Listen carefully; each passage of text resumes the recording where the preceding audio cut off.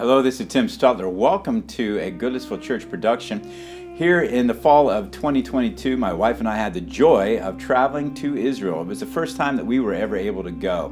We traveled with Clayton King Ministries, with Clayton and Shari King, and 16 people from the Southeast United States. We had an incredible time. Our tour guide was Cyril Bar David of Yad Hashmanah Guest House. He was extraordinary. And so what I did, I filmed each one of these stops, filmed what he had to say, and we wanted to share those with you. We're calling this series The Lay of the Land. I hope that you enjoy it.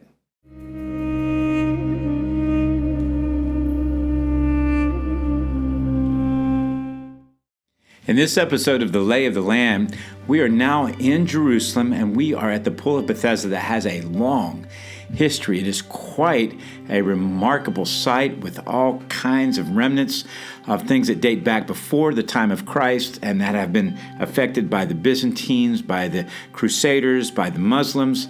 But it's a beautiful site. Our guide, Cyril, will tell us all about it. I hope that you enjoy your time at the Pool of Bethesda, especially found in John chapter 5.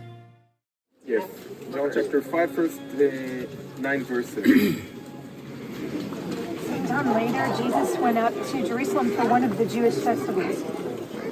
Now, is that right, John 5? Yes. Okay. So now there is in Jerusalem near the sheep gate a pool, which in Aramaic is called Bethesda, which is surrounded by 5 covered colonnades. Here a great number of disabled people used to lie, the blind, the lame, the paralyzed. One who was there had been an invalid for 38 years. And when Jesus saw him lying there and learned that he had been in this condition for a long time, he asked him, "Do you want to get well?" "Sir," the invalid replied, "I have no one to help me into the pool when the water is stirred. While I'm trying to get in, someone else goes down ahead of me." And then Jesus said to him, "Get up, pick up your mat and walk." And once the man was cured, he picked up his mat and walked. The day in which this took place was the Sabbath, and so the Jewish leaders said to the man who had been healed, "It is the Sabbath. The law forbids you to carry your mat." But he replied, "The man who made me well said to me, 'Pick up your mat and walk.'" So they asked, "Who is this fellow that told you to pick it up and walk?" And the man who was healed had no idea who it was. So Jesus slipped away into the crowd that was there. That's it, thank you. So, we just came now to the site which is known as the pools of Bethesda, okay? And in a moment I'll give you a time to go over there. Can you hear me, right? I'll put the microphone that way. Better, and in a moment when we'll finish here, you'll be able to go there and see what is left from those pools. But I think this is one of those many stories that I think most of us are familiar with. We heard of the story, we read about it, and we came now to the site, which was the actual site. And what is the scriptures telling us? That there was here a pool, okay? And there were actually many people all around that pool. Why is that? They believed they could be healed. Yeah, they believed, it doesn't matter if it's true or not, but there was a belief that if you are entering that pool, actually the first one that enters the pool will be healed.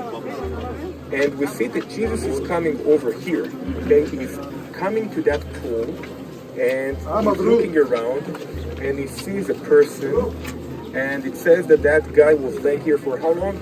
38 years. And it says that Jesus knew that. Okay, how did he know that? I guess because it's Jesus. So he knew that that guy is having that problem for 38 years. And he approaches this man, and what does he ask him? Do you want to be healed? What is the person's response? Yeah.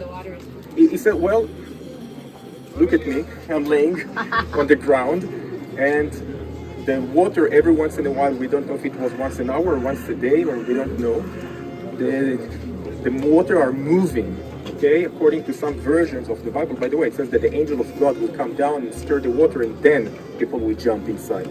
This is some of the versions back then.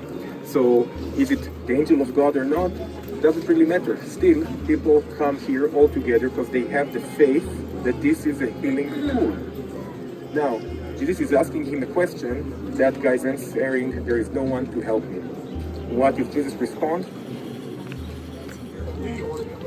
Take your bed. Yeah, but after that, Take your bed. Walk. take your bed. Now, question: why did Jesus choose these men?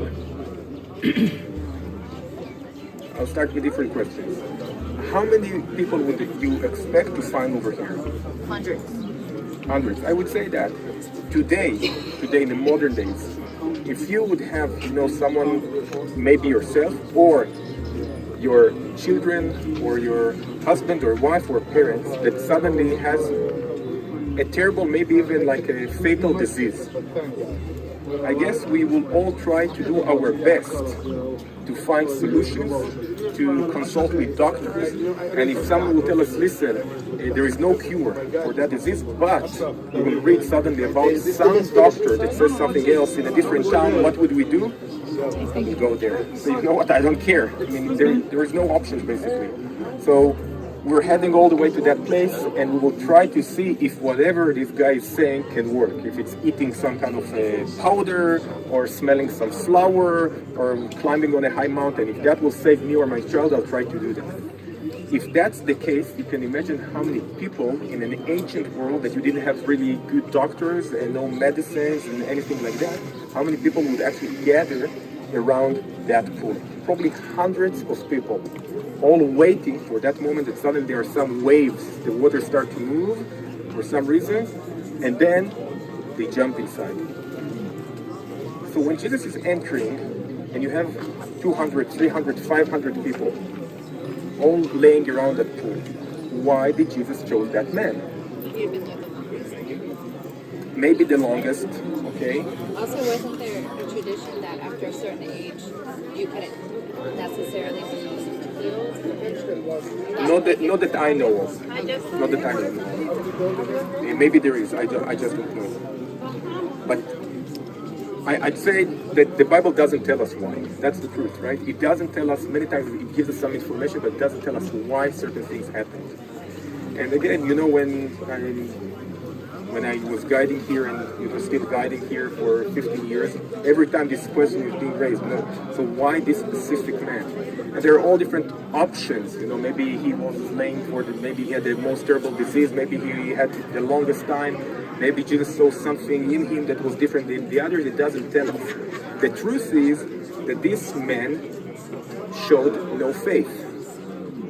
If you think of the person, he didn't even recognize Jesus. Remember, he spoke about recognizing Jesus.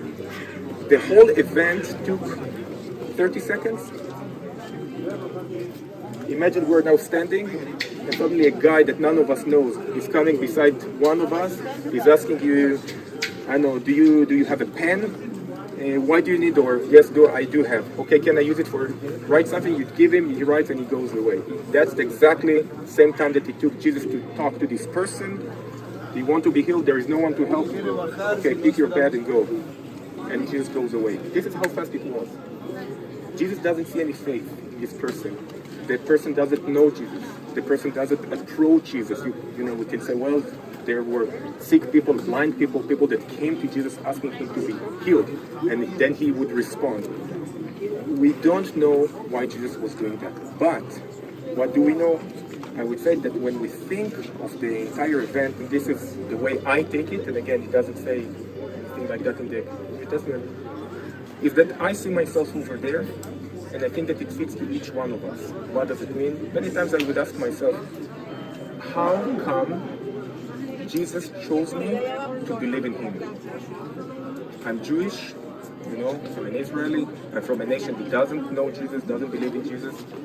Am I better than others? Did I do anything to reach Jesus? No, I didn't. So why did Jesus choose me and not my friends from school, or not from my army, or whatever? And the truth is that I don't have any answer for that. He chose me because he chose me. And he chose that guy just because he chose that guy. But the pools, the names of the pools, I think it gives us the answer. And it's the pools of the house of grace. This is Bethesda in Hebrew. It's the pools of the house of grace. And I think, we are all saved by grace. It's not because of anything we do. It's not because we are better than others. And I would say something that normally we never say. We are not necessarily even worse than others. That's the truth too. There are people that are greater sinners than ours. There are people that are much saints, better saints than us too, but still for some reason God chose us. And Jesus chose that man to heal him without this man doing anything for Jesus, without this man even knowing Jesus. And only later on at the temple, this man that was asked by the Jewish leaders, they were all shocked. Oh, this guy that we are, I guess, all familiar with the fact that he's lying here, maybe in the streets or near the pool, suddenly can walk. Also, if you have someone that can't walk for 38 years, it's not, this kind of miracles that today you have someone coming to the stage, you pray for him, and then he stands up and go away. If someone doesn't walk for 38 years, he can't walk. I mean, it has to be a miracle in order for him to stand, the muscles suddenly to work, the bones, the joints, everything to function. It's an instant thing that God was doing. But I would also want to add and say to that, the fact that this guy was healed means nothing. Absolutely nothing. The fact that he was healed, physically healed, doesn't tell us anywhere that he was saved. It only tells us that physically he was healed. Later on, when Jesus sees him again at the temple, what Jesus tells him, sin no more. We don't know what was the issue of that guy. We don't know.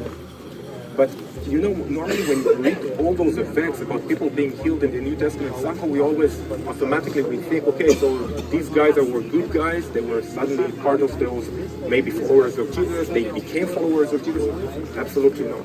There were, I'm sure, many people that were healed, and they didn't change their heart. They didn't repent. They didn't search for God.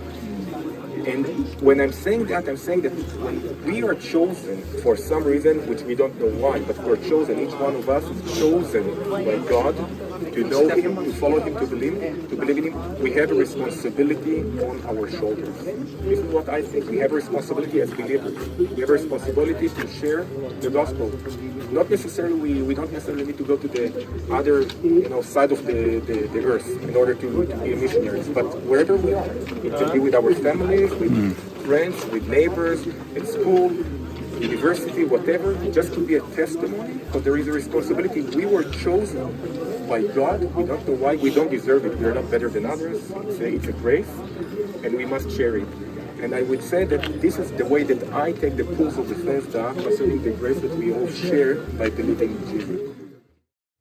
Hey, thanks for joining us for this episode of The Lay of the Land as we've gone to the Pool of Bethesda there in the heart of Jerusalem. We pray that you join us next week as we look more into the Holy Land and we explore more sites. Thanks again for joining us.